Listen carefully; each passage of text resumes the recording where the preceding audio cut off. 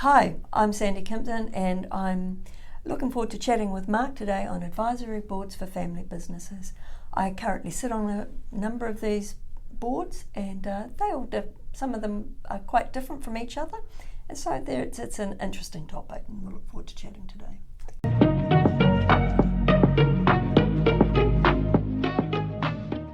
Hi, welcome to Governance Bites. My name is Mark Banicevich, and as you just heard, once again I had the pleasure of spending time with Sandy Kimpton. Sandy, thank you very much again for your time. You have a wealth of experience in dealing with family councils, family businesses, family organisations, and helping them establish the right settings and succeed.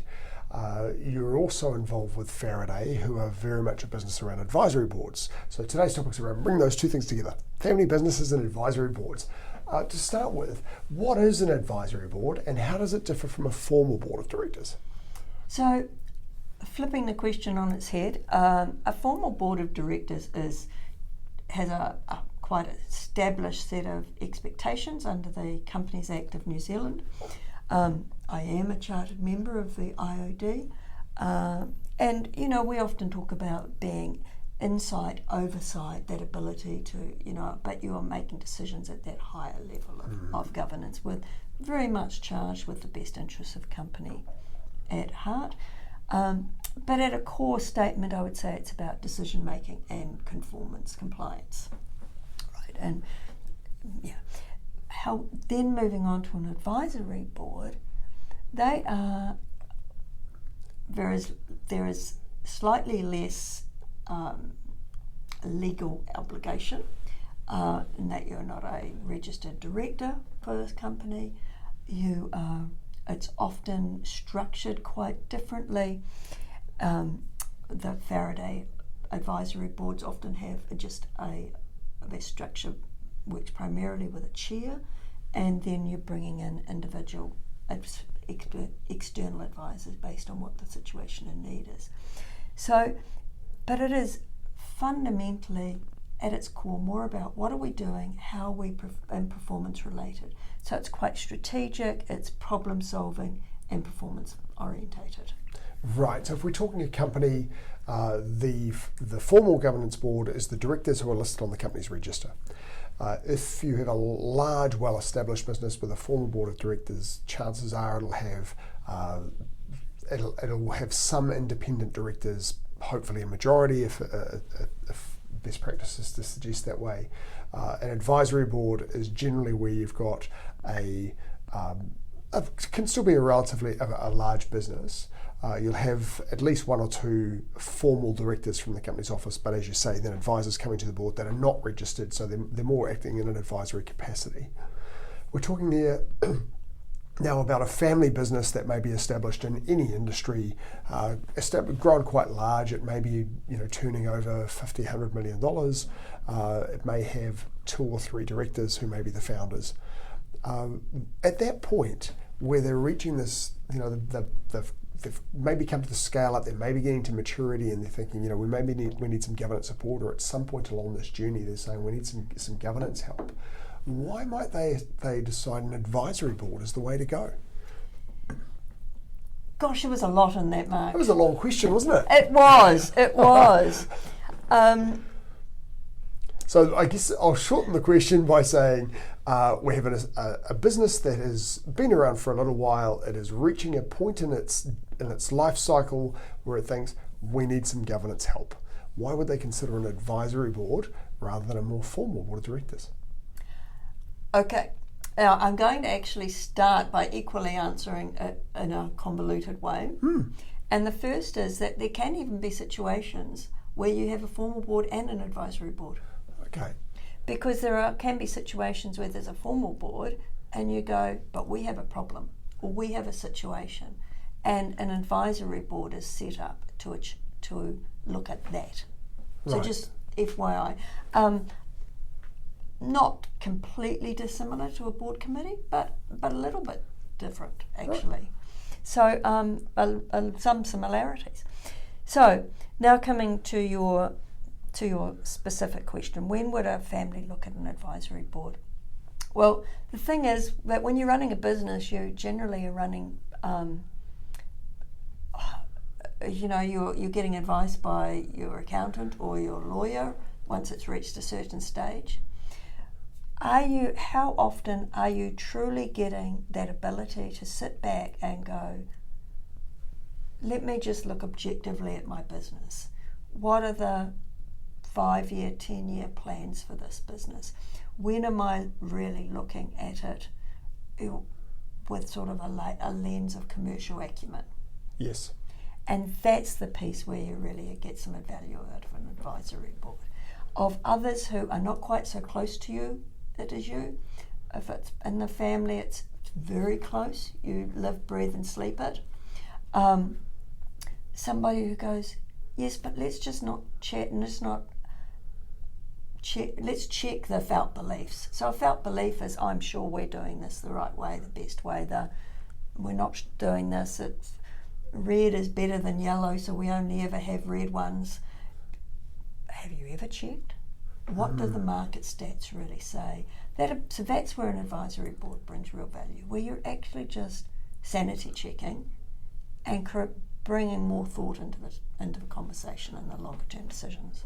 And for a family business in particular, well, I guess as an example, not in particular, but for a family business, you're bringing in the expertise of advice without relinquishing any control, aren't you? Absolutely. Right. And you bring that layer of independence. Yes. Yeah. What unique value can an advisory board bring to family businesses that other structures can't bring in?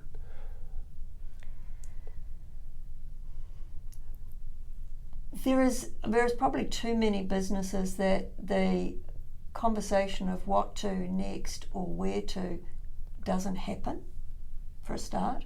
So doing nothing is a decision, but it's not necessarily a great decision. You can chat with the role of advisory boards has really grown up because people realise it would be useful to have some expert advice. You can chat independently with those people who are around you and even others in the industry. But the value of having an advisory board is that everyone's hearing the same thing, all bringing different thought to the table, and together you're making a decision or helping guide a decision or helping the owner formulate a decision with all of that coming together. I've seen situations where an owner has run around and got all of this different advice that's actually just felt completely overwhelming as everybody slightly contradicted each other. So that ability of everyone being in the room together and having open-minded individuals who, I know I do it, where you can read a set of board papers, you go along to the meeting with a view on how that conversation's going to go, but as you hear the others around the room, you go, okay. Yes, you mould your thinking based on the Correct. input of... And that's the value an advisory board brings versus a bit more ad hoc, do-it-yourself approach. Now, your specialty is dealing with families, family councils, family boards. How can advisory boards help families balance those business goals, business needs, with family dynamics? Family dynamics and family needs, I would say, because when you have, for a family business, I would say that you always want to have a person on your advisory board that has experience in multi-generational families to some level. So that ability to ensure that when you're, very simple example, you're looking at the financial performance, as every director, whether an advisory board or a formal board, you're expecting to have a view of the solvency and the cash position of the company. But when you're looking at it and you're saying, gosh, that's quite a high rent, but when you know it's part of the family asset pool, it's absolutely okay, right? Yes. So who the heck cares? So there's a very simple example of where there is, having that family background is useful. So you have somebody on those boards. I don't think that answered your question. It was an interesting answer, though. Well, the question was around how advisory boards can help the families balance their business goals with their family Yes, dynamics. true. It was a good example related to it. It was actually it was an example right there, because when you are working through an advisory board, really has that ability to go, well, I think it should have that ability to go, remember, this business is more than just the business. There is a family here, and what are the long-term family expectations for the business? And so if I refer to that example, if there is a piece where let's have it as a cash generator to enable our kids to go do X, Y, and Z, that's one outcome, right? If it is, but equally, our kids don't want to do this, so let's have the cash coming out, but let's transfer some of the value into some more passive income streams, then that equally can play into the equation. Right. And so you can be working with the founders in a way, or the owners in a way, that the best outcome for the business is also the best outcome for the family. That actually leads well to the next question around establishing the mix of an advisory board. How do you decide how many people on the advisory board are family members, how many of them are independents, or what that mix should be? It's always going to depend a little on the circumstances in the family. Yes. But advisory boards are typically smaller than formal governance boards, and they're often a little fluid, where then you might bring somebody in for a specific aspect because they bring the right skill set. Right. But as a general rule, I often would counsel families to have a couple of sets of eyes across the family business. So it's a way of putting the fact that it's not just down to one family member, but there is other family. And I would also suggest that there's value in having an intern from the family. Right, training the next generation. Training the next generation. Now, so if I mention both of those, an example of the first one not happening was the Vanderbilt family in the US. Now, there were, in this particular generation, there were a bunch of kids, predominantly sons. The other sons had sort of said, he seems to know something about the business. I'm very paraphrasing a long story. He can be in charge of just keeping an eye on the portfolio. Unfortunately, he died on the Lusitania when it was bombed going into Ireland in 1941. Nobody else had the faintest idea what was going on in an entire portfolio. Wow. Right?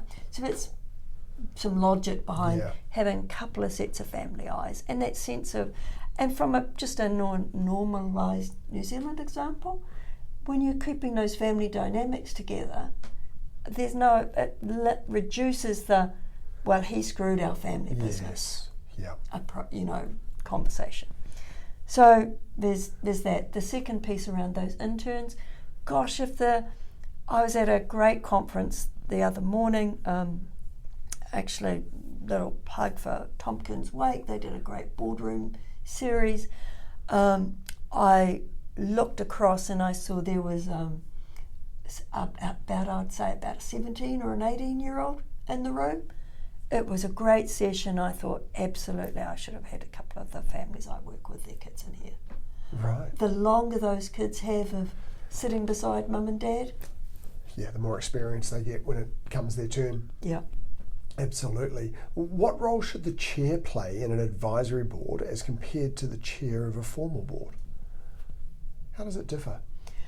Well, a chair role is quite specific, right? Because you are not the one doing too much talking. You're hopefully doing the one who is corralling the conversation, and knowing how to summarise it and bring it to a conclusion.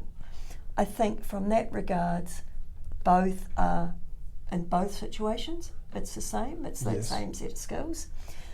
I think where it is different is recognising that at an advisory board for a family business, you are not the ultimate decision maker. The family is. Whereas in a, sort of John Key having to front for ANZ or Dame Therese for Air New Zealand.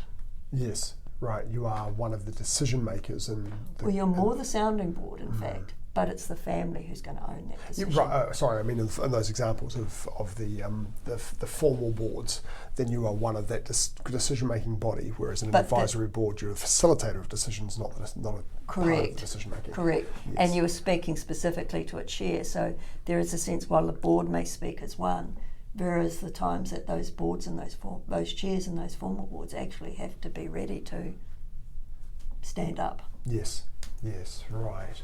What are some of the common pitfalls that can undermine the effectiveness of advisory boards?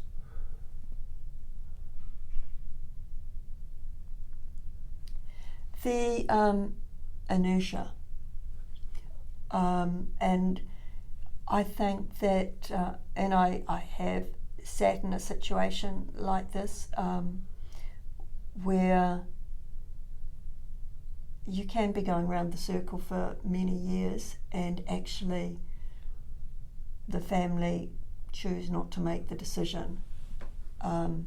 We've had previous conversations, Mark, about succession, and sometimes you can't force a family to do something they don't want to do. And so there is a point where sometimes it just might be that there's a saying, isn't there? You can lead a horse to water, but you can't force their head in. Well, as my son says, you can salt the water. Oh no, salt its food. He says you can salt its food. So I think there is a piece where, where everyone knows what the right decision is, but nobody actually wants to make it. Right, yes. And then I think we're just wasting everybody's time. How should a family business set expectations and boundaries for its advisory board? That comes back to some of the conversations that we've had in our past, actually, Mark. I think we're being clear of what's actually the expectation of the advisory board. Do you want us to... And people coming into an advisory board should be asking the same thing. What do you want from me? And which is just good relationships, right? Do you want my input? Do you want my thoughts and independence? Hopefully you don't just want me to agree with you. And so in a family business, it's the same. Are there issues that you never want us to touch? Are there sacred cows here that we're never going to challenge? One of the other things we talked about in an earlier conversation was around having the family values as well. I guess that would be a good guide for the board too. How can advisory boards evolve as the family business grows, or as ownership transitions maybe to the next generation if they found the right person? I think for all boards, governance and advisory boards, the people around the table need to be relevant and fresh to what they're doing. So we all need to be ready to have an expiry date. Yes. And it doesn't mean it's a best before. It's just a best before that situation. Mm-hmm. So I think particularly if I can make sure I keep this vague enough, a situation often with a younger person, entrepreneurial kid, that kind of stuff, we'll go, no, we're going to put a governance board around you, a little advisory board. Yes. It brings that layer of older, wiser heads to the table and helps the 20-somethings just realise they've got a bit of wisdom around the table. But there is equally a point where you have to go, they need to be talking to somebody who looks a whole lot younger than me. Right. Yes. So know, as you say, know when your expiry date is and be ready to pass the mantle on. Yeah, because there is stuff, and then particularly these days, there are topics coming to the fore. Do I know a lot about running an Instagram business? Absolutely not. I understand that. I'll leave that to my daughter. A final question for you. What advice would you give to a new director?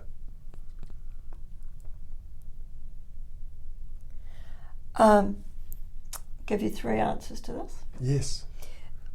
That you have to keep your ego at the door. Yes. It's not about you. This leads to the second one. Understand that the board speaks as one. Okay. You understand what I mean by that? So you definitely, in the room, you have a good, robust debate, but you then make a decision and stand by the decision as a When you walk out that door, it's one decision. It's one decision. Yes. And in a family business, remember that at the end of the day, you serve at the pleasure of the family rules. I guess that's true of all businesses too, right? As a director, you serve at the pleasure of in that case, the shareholders. So yes, be aware that add value or you may not have a role. Sandy, that's great. Thank you so much again for your time. Your company is Kimpton & Co. And your specialisation is around working with families, and not necessarily, although you do work with very high net worth families, but also with families of multiple wealth levels around intergenerational family dynamics and family councils and having the family operate with intentionality. So really worthwhile giving Sandy a call. And thank you. I'll look forward to speaking to you soon. Sounds great. Thanks, Mark. Thanks for your time. See you next episode. Thanks very much. See you. Thank you for watching this episode of Governance Bites. We have more episodes on YouTube and your favourite podcast channel, where I interview directors and experts on various topics relating to boards of directors and governance. We'd love to see you back, and please like, subscribe, and share the videos and podcasts.